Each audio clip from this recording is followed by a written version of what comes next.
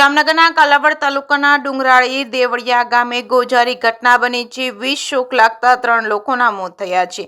મૃતકોમાં પરિવારના એક દંપતી તેમજ એક 25 વર્ષીય યુવકનું મોત થયું છે। ઘરે તબેલામાંથી પસાર થતી વીજ લાઇનમાં શોક લાગતા વાયર શરીર પર પડતા ત્રણેયના ઘટનાસ્થળે મોત થયા છે। કાલાવડ રૂરલ પોલીસ ઘટનાસ્થળે પહોંચી છે।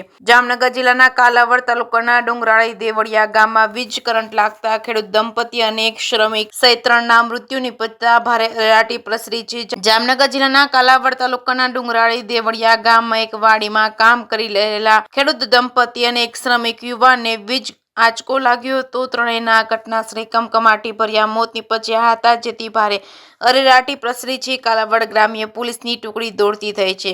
આ કરુણજનક બનાવની વિગત એવી છે કે કાલાવડ તાલુકાના ડુંગરાળી દેવળિયા ગામમાં રહેતા રવજીભાઈ જેસારોલા નામના ખેડૂત વૃદ્ધ અને તેમના પત્ની સવિતાબેન પટેલ તેમજ જેઓના પોતાની વાડીના તબેલામાં કામ કરી રહ્યા હતા, તેઓની સાથે વાડીમાં જ કામ કરતો બુધાભાઈ ધીરુભાઈ વાજડિયા નામનો 28 વર્ષનો દેવી પૂજક શ્રમિક પણ તબેલામાં કામ સાથે જોડાયો હતો, જે દરમિયાન ઇલેક્ટ્રિક વાયરમાંથી ત્રણેયને એકાએક વીજ આંચકો લાગ્યો હતો। ત્રણેયના બનાવ સ્થળે કમકમાટી ભર્યા મોત નિપજ્યા હતા।